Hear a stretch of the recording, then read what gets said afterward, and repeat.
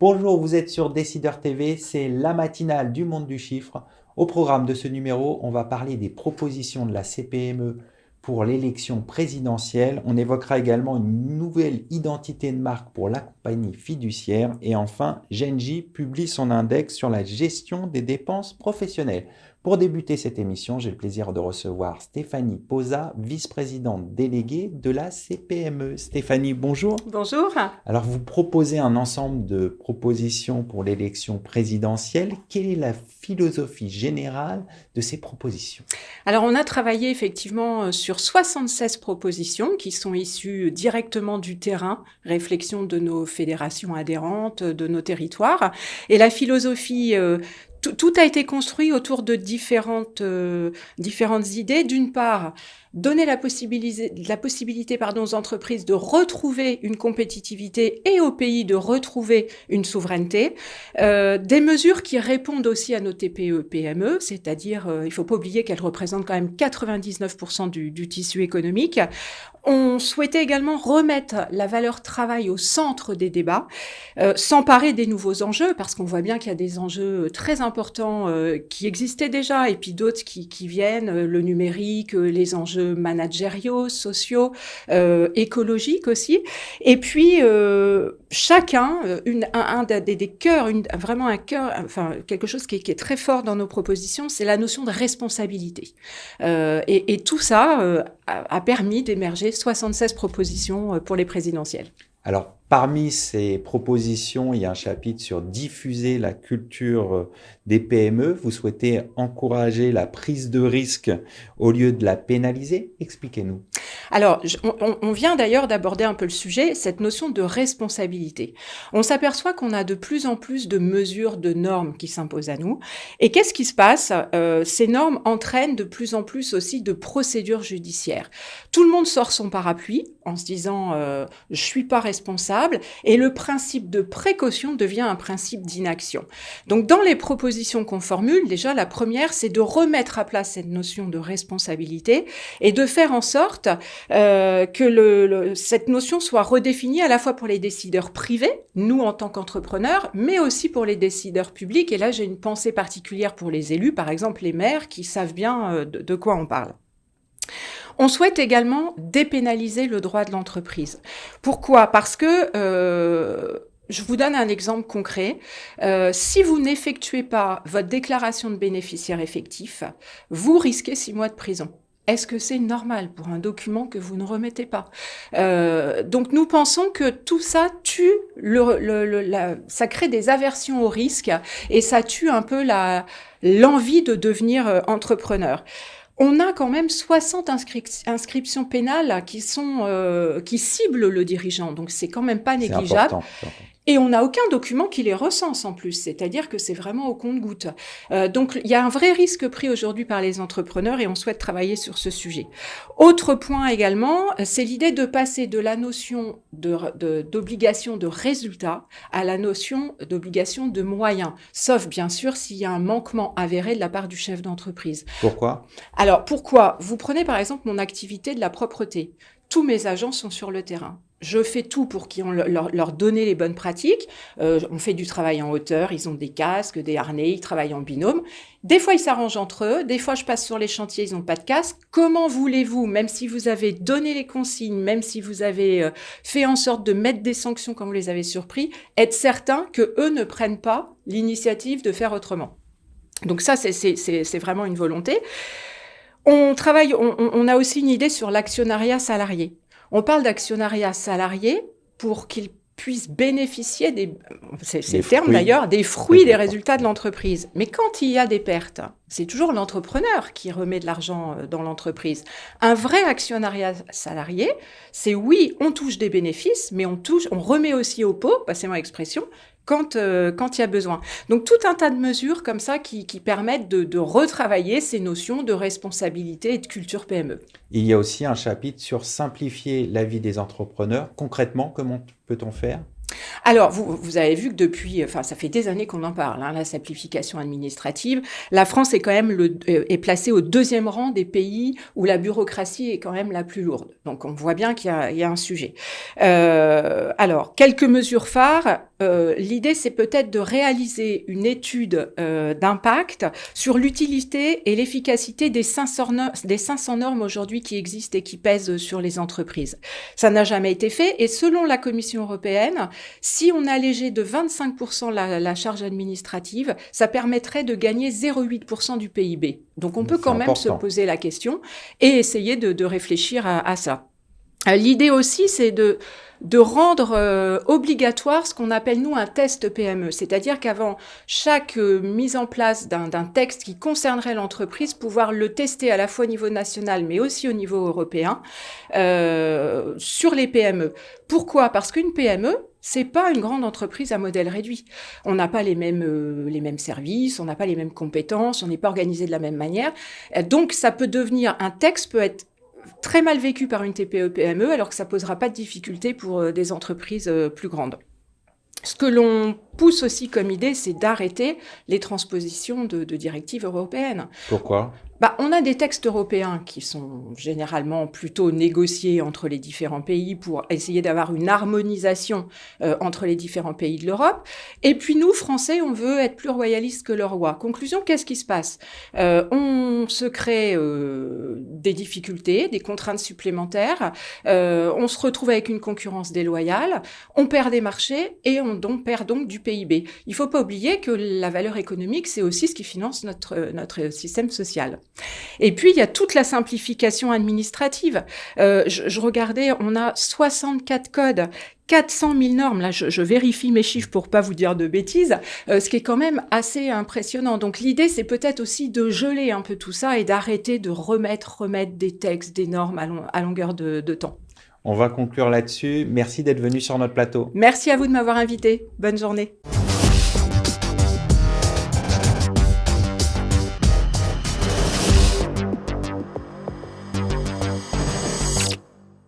Vous êtes toujours dans la matinale du monde du chiffre, une nouvelle identité de marque pour la compagnie fiduciaire. On en parle tout de suite avec mon invité Peyo Boursier-Longy, associé du groupe CF. Peyo, bonjour. Bonjour Arnaud. Alors pourquoi avez-vous adopté une nouvelle identité de marque ? Alors, cette identité de marque, c'est un long travail qui s'est imposé à nous suite à 40 ans de croissance continue. Donc, c'était le bon moment pour nous de réfléchir sur notre identité profonde, qui on était, d'où on venait et où on voulait aller.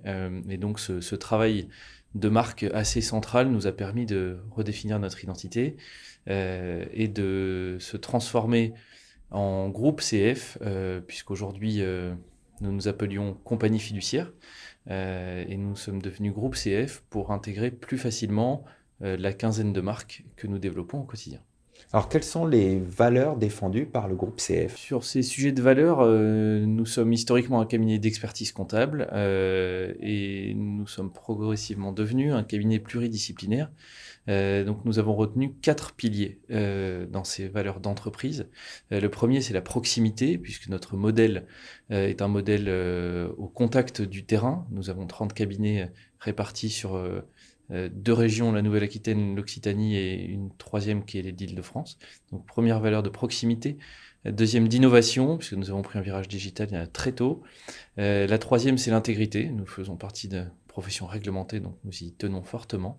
Et la quatrième, c'est la performance, puisque ces 40 années de croissance sont réalisées grâce à la performance de nos équipes au quotidien. Alors qu'est-ce que disent ces valeurs du groupe CF ? Le sujet de proximité que nous avons su développer est un point gagnant pour notre écosystème, puisqu'on nous choisit aujourd'hui parce que nous sommes proches de nos clients.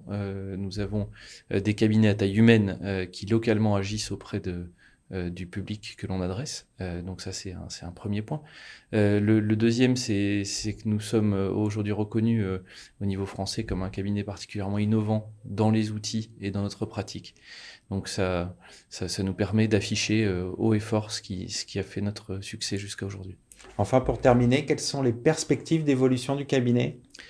Alors c'est un cabinet, comme je l'ai répété, qui croît assez vite dans un marché qui est lui-même en pleine consolidation. Le marché du conseil aux entreprises est en consolidation continue. Donc aujourd'hui, nous avons 800 collaborateurs qui accompagnent cette croissance avec un peu plus de 60 millions d'euros de chiffre d'affaires. Nous avons un objectif clairement affiché d'un passage à l'échelle d'environ 100 millions d'euros de chiffre d'affaires dans des délais courts et un passage à 1000 collaborateurs. Donc ça va passer par des croissances externes significatives et une croissance organique toujours soutenue puisque nous avons un rythme de 15 à 20% de croissance organique. Quels sont chaque les année. domaines qui sont en avant dans le groupe, qui ont une forte dynamique? Nous avons une part significative de notre chiffre d'affaires dans les métiers historiques de l'expertise comptable. Mais on a néanmoins développé de nouvelles verticales de services, comme assez récemment l'activité de corporate finance, donc de M&A, de levée de fonds, qui fonctionne très bien. Une autre de nos activités, on avait été assez en avance sur le sujet par la jonction d'un cabinet d'avocats il y a quelques années qui lui aussi se développe très fortement sur les sujets de droit des affaires, de droit fiscal et de droit social. Donc l'expertise comptable garde une place prépondérante évidemment, mais les métiers de conseil, de l'audit et de la transaction sont en très forte croissance. On va terminer là-dessus. Merci d'être venu sur le plateau de la matinale. Merci Arnaud.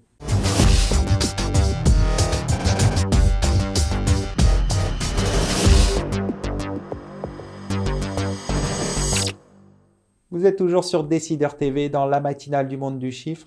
Genji publie son index de gestion des dépenses professionnelles. On en parle tout de suite avec mon invité Nicolas André, cofondateur de Genji. Nicolas, bonjour. Bonjour Arnaud. Pouvez-vous nous présenter votre index? Alors oui, notre index est une étude qui sort tous les 6 mois, donc ça c'est la fréquence. Et nous analysons en fait l'ensemble des dépenses professionnelles réalisées par nos clients. Et on analyse plus particulièrement, vous voyez, les natures de frais, parce que c'est la nature de frais qui définissent les comportements d'achat des collaborateurs de nos clients. Donc dans ces natures de frais, ce qu'on analyse en fait, c'est les tendances.